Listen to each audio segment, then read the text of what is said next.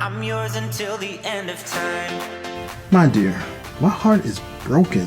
Why is your heart broken? See, I'm in a state of dismay with so many marriages just disintegrating all around us. Oh, yes. Whole lots of them. Lots of them. I mean, how often have you heard someone exclaim that they're just not happy in marriage and they start talking about divorce? I've heard that so many times, and to be honest with you, don't really know why so many people are unhappy. Well, here's the thing. Happiness comes from within. You cannot find real happiness in external things. I mean, the right car won't make you happy.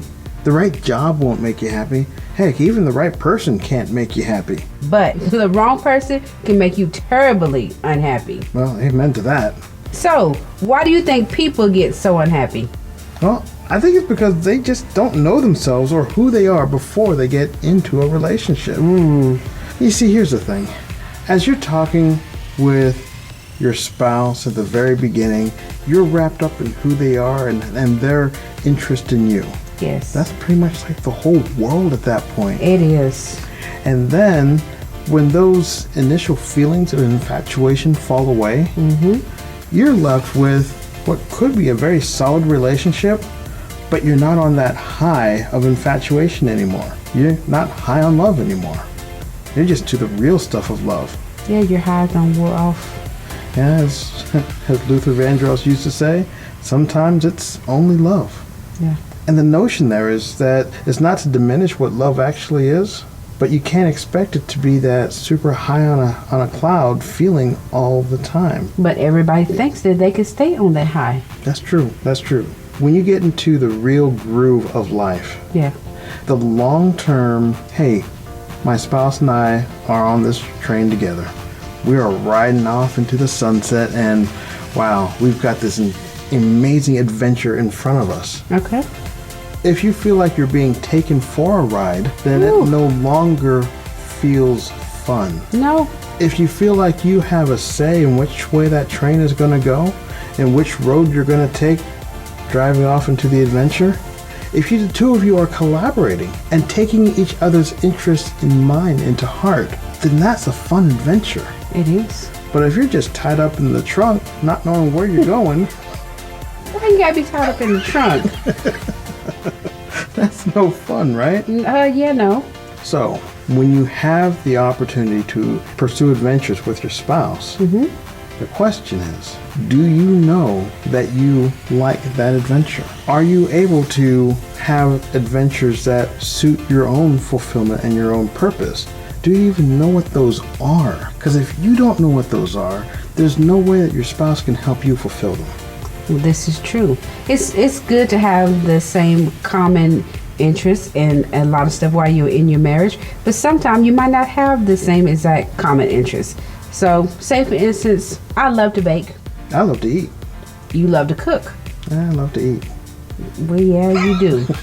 On both of those. But where I love to bake, you love to cook. I like to cook. I don't love it. I like to cook. I love to bake.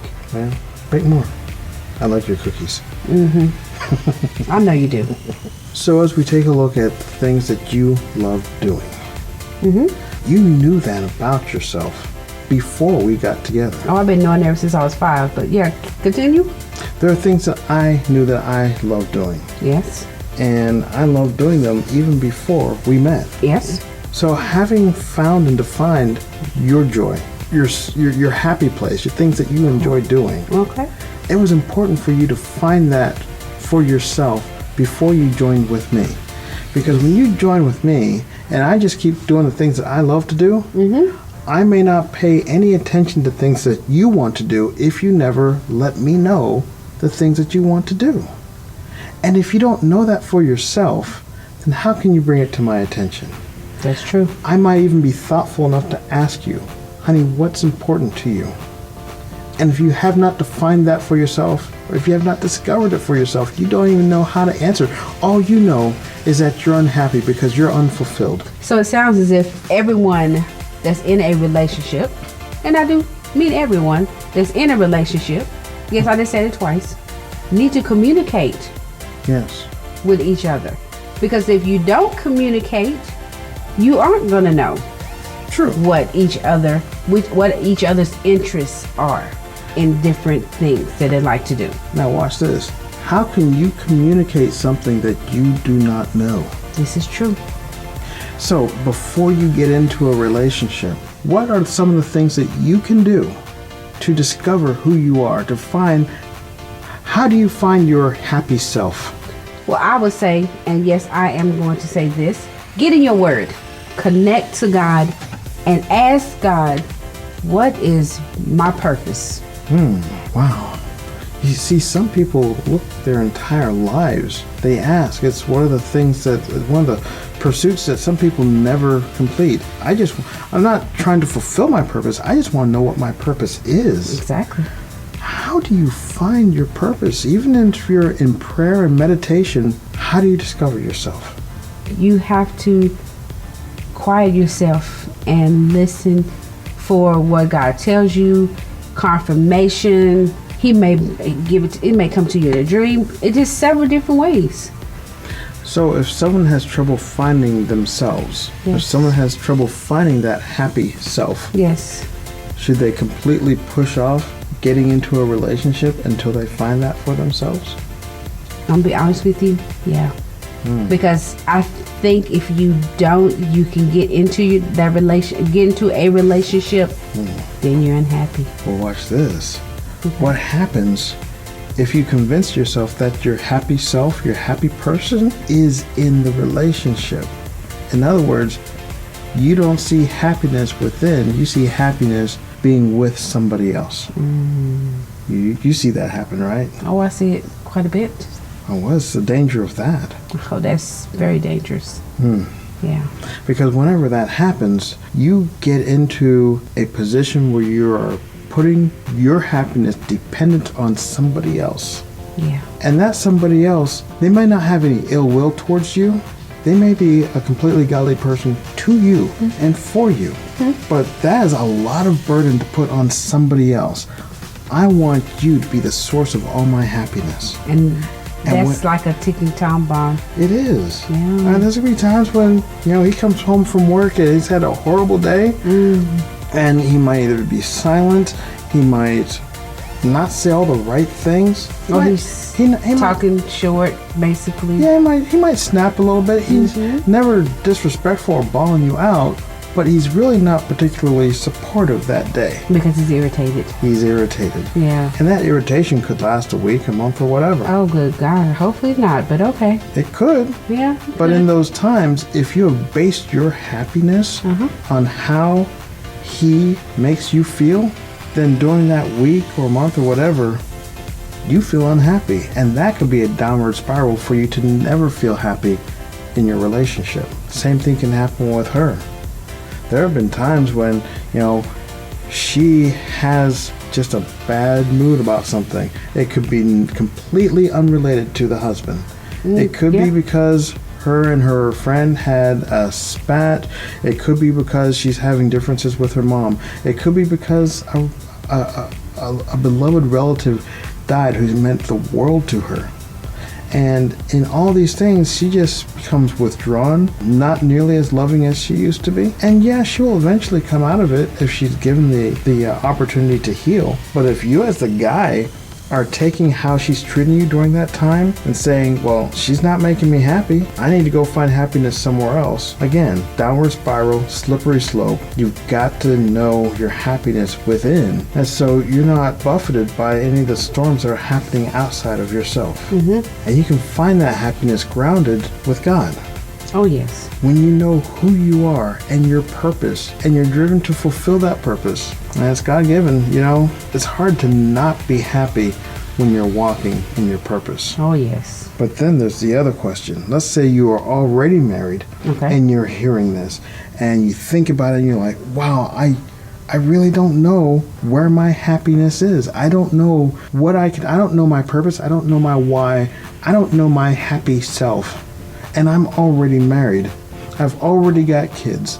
I don't really have any time to myself. What do I do to find that place? Do you have to get divorced at that point?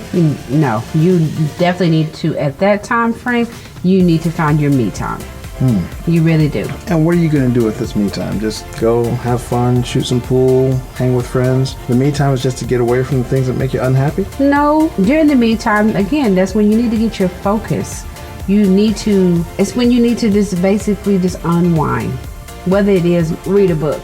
But then also, it's time to collect your thoughts. So in this me time, when I'm collecting my thoughts and reading books and hanging with friends, is that helping me find that purpose that I have that would give me inner joy? I mean, what was the hanging with the friends coming in? I don't know. Reading a book, any of the things that you mentioned as far as your me time. To me, it's more or less, I have to stop and think. Say, for instance, you're always with your spouse. It's good to be with your spouse, however, you don't want to overly be with each other, because then you get tired of each other, because you're not giving each other time to, what I've referred to before, is you're not giving that person time to even miss you, because every time you wake up, they're in your face. Every time you go to sleep, they're in your face. In the middle of the day, they're in your face. You are in each other's space too much. Wow. So whenever you spend time to yourself, you're able to collect your thoughts. Yes. In a way that could be impeded by the presence of your spouse. Yes. It's a matter of having independent thought. And so whenever say it again. It's a matter of having independent thought.